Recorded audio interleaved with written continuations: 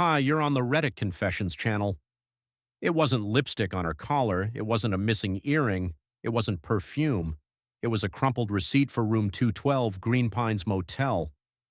Timestamp 10:41 a.m. and paid in cash, wedged right beside an empty iced coffee cup in my wife's car. She had left it unlocked again, something she only ever does when she's in a rush or when she's too distracted to remember she's cheating.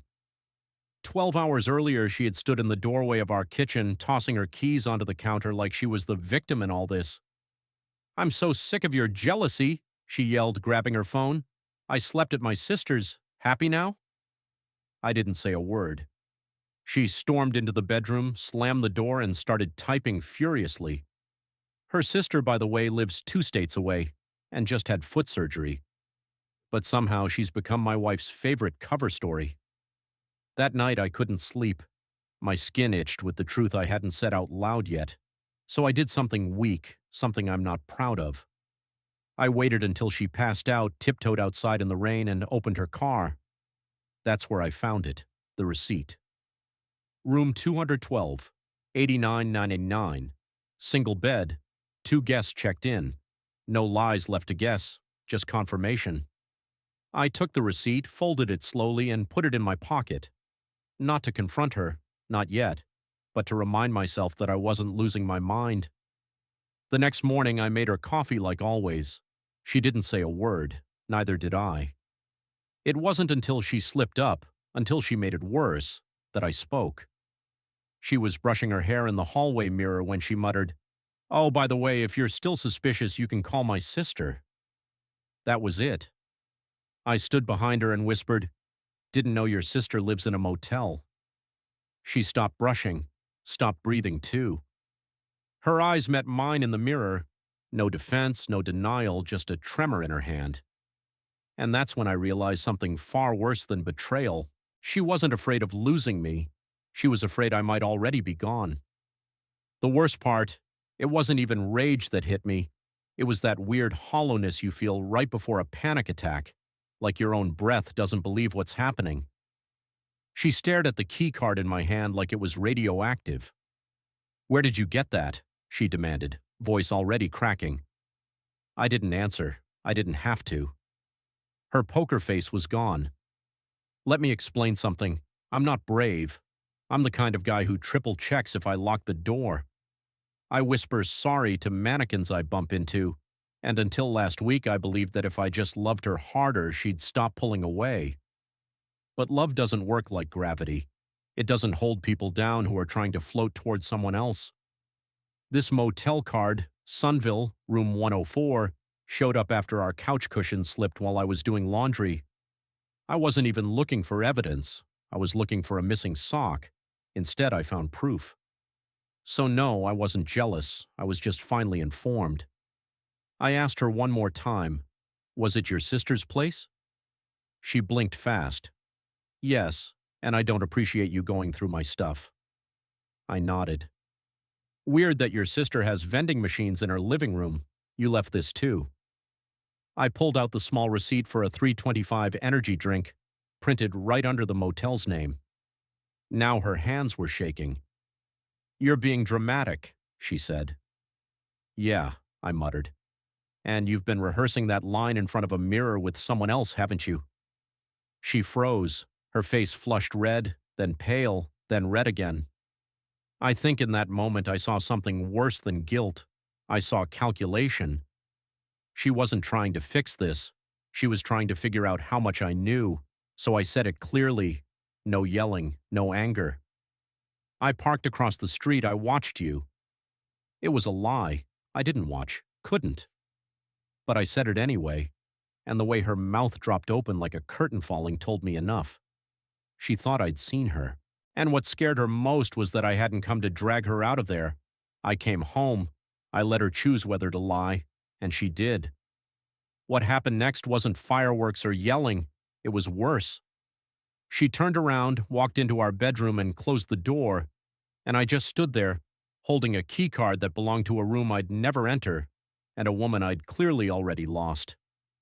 The silence the next morning was suffocating. She made her coffee like nothing had happened. 2 sugars, oat milk, The blue mug with the chip on the handle she always pretended not to notice.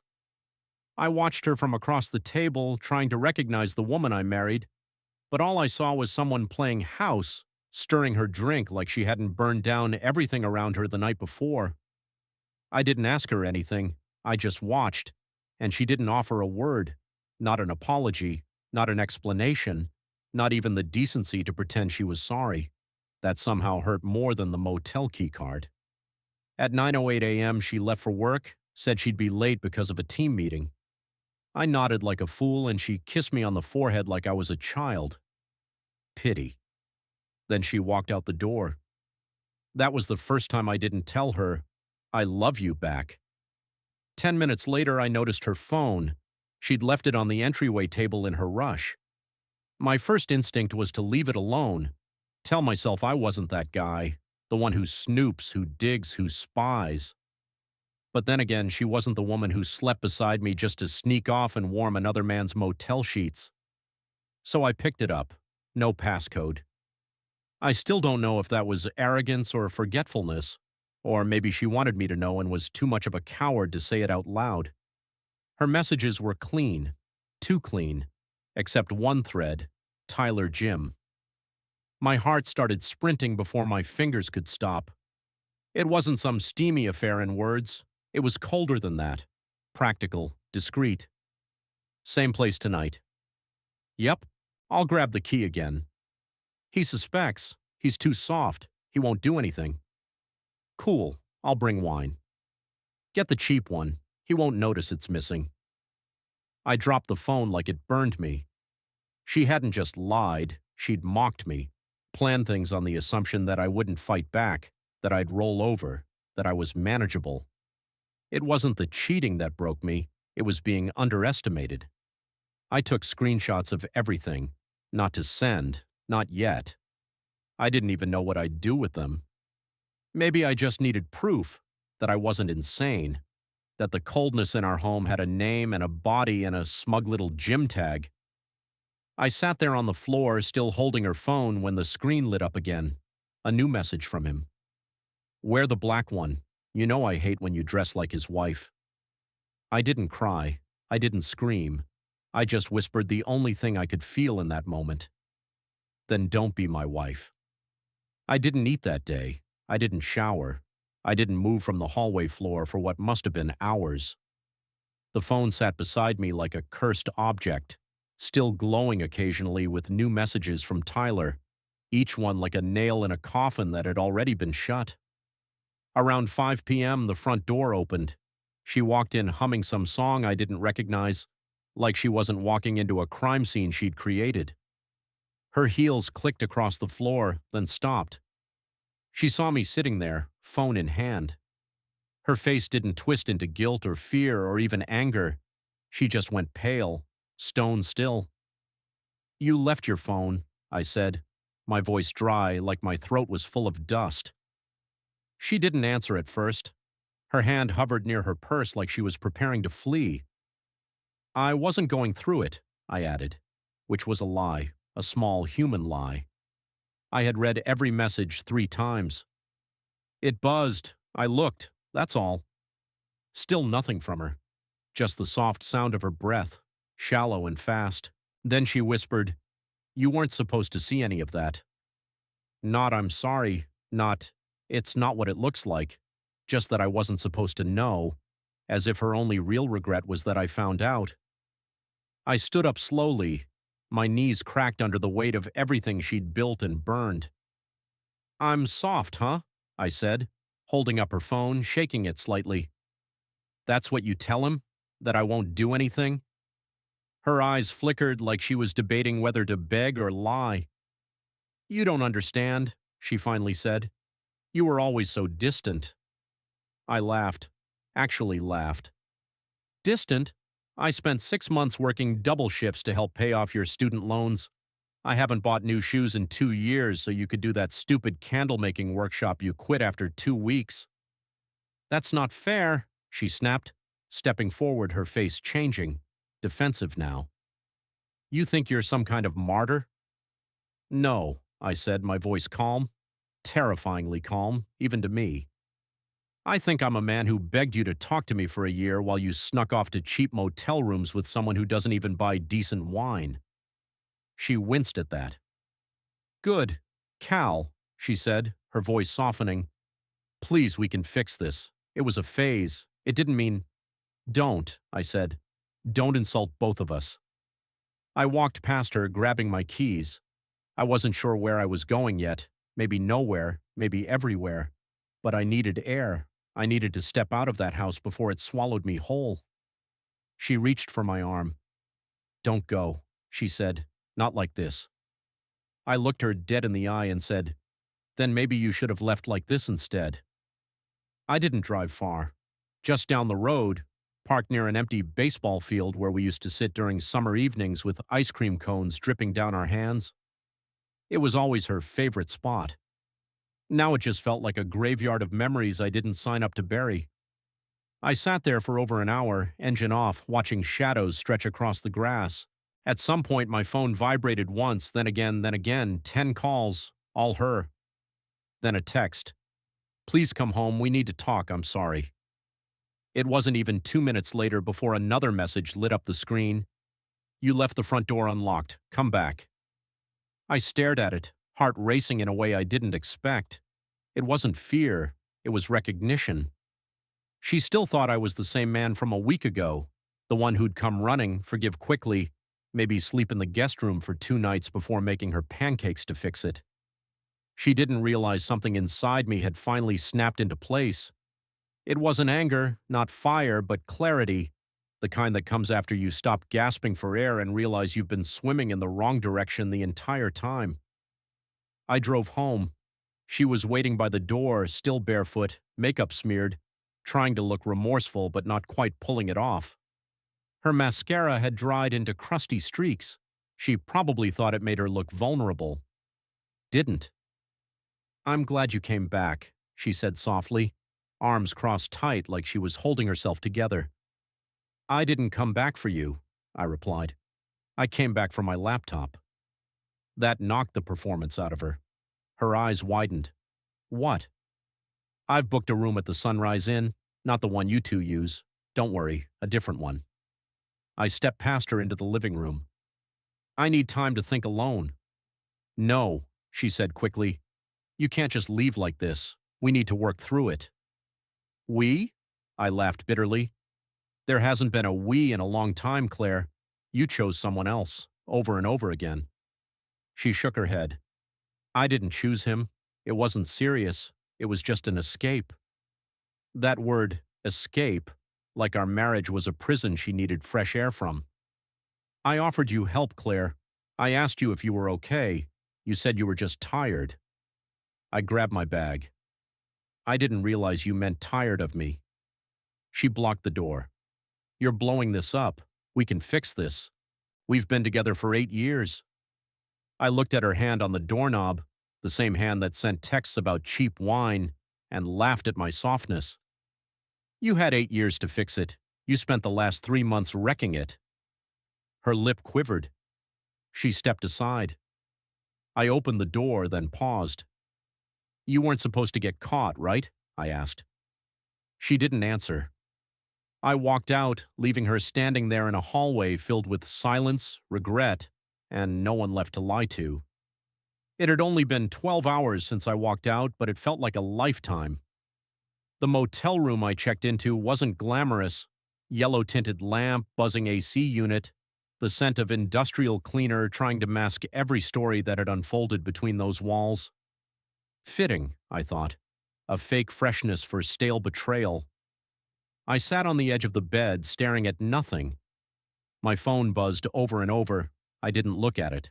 I already knew who it was. Claire had shifted from silence to panic to guilt, then back to silence. Her messages stacked like bricks I didn't want to carry anymore. It was weird how quickly my sadness had started curdling into something else. Not anger, not yet, but recognition. I had been living in a story she was writing behind my back, and now I was finally starting to read the footnotes. Later that night I cracked. I opened her texts. Can we talk? You walking out doesn't solve anything. You're being cruel now. I didn't sleep with him last night, I swear. That last one made my stomach twist. Not I didn't sleep with him, just not last night. She was negotiating reality now, line by line. At 2:17 a.m., I opened my laptop and logged into our shared cell account.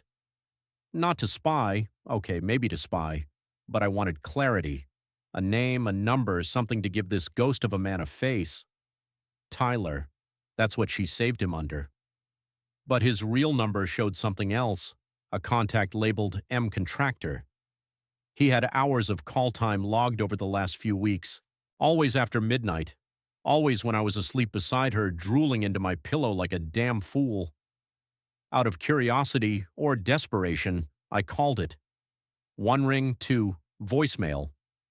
A raspy voice said, "You know what to do." That was it. No name, no warmth. And just like that, the walls in my motel room felt like they were moving in closer. I couldn't sleep. I kept replaying every recent moment between us like it was part of some slow-motion disaster film.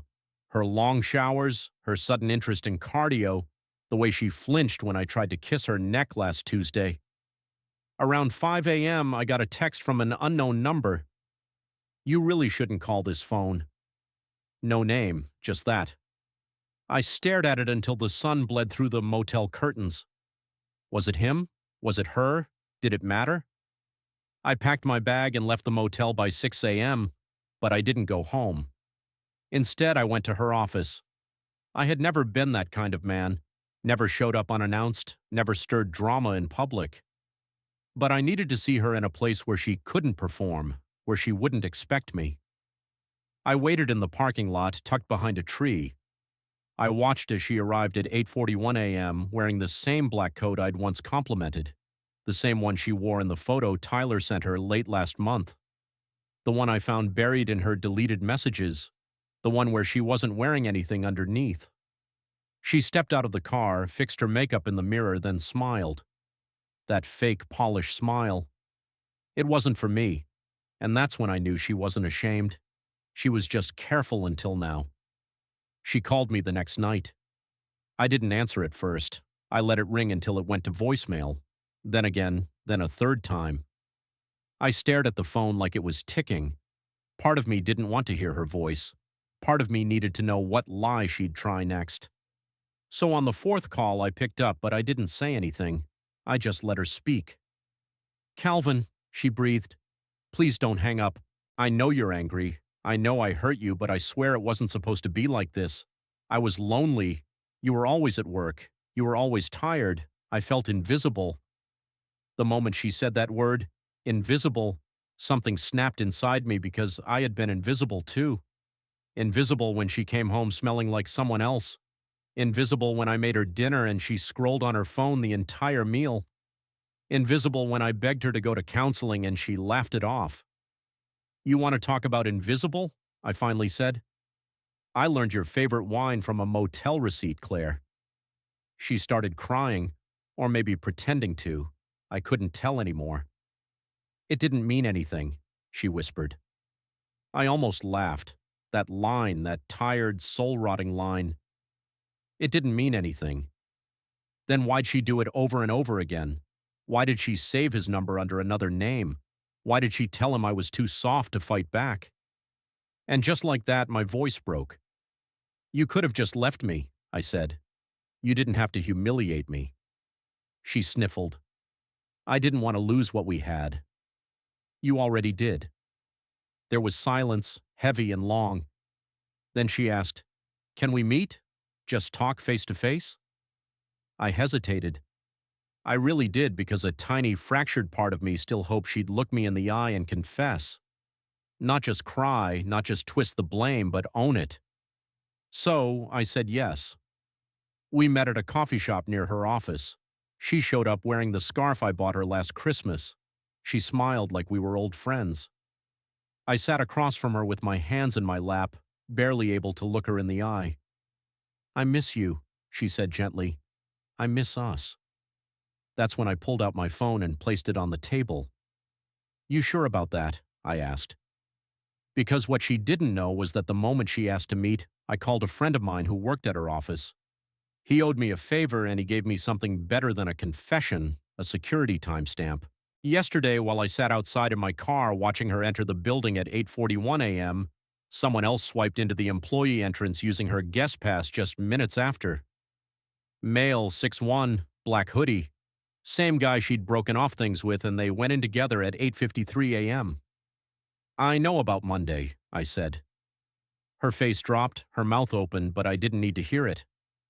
I stood up. I'm done letting you talk me in circles, I said, and I walked out.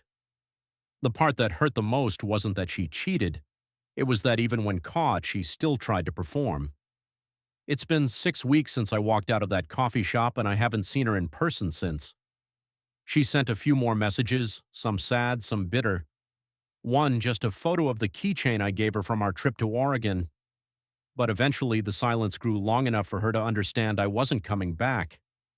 The divorce papers were signed last Friday. I thought I'd feel empty, but I didn't. I felt clean. I'm still not sure when the love died. Maybe it didn't die all at once.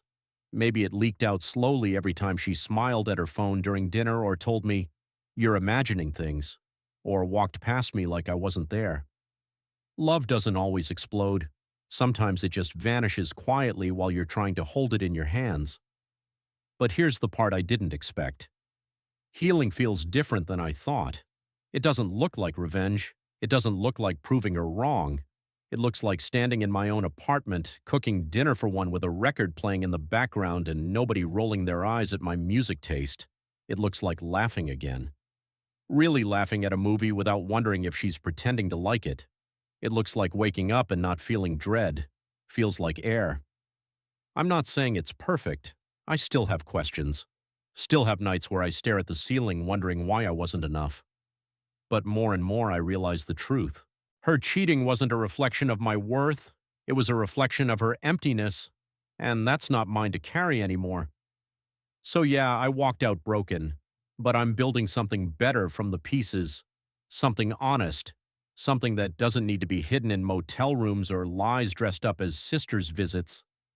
And someday when someone asks what happened between us, I'll say this: she was looking for something. I stopped pretending to be it. Don't forget to like, subscribe, and follow for more real stories from the edge of heartbreak and healing only on Reddit Confessions.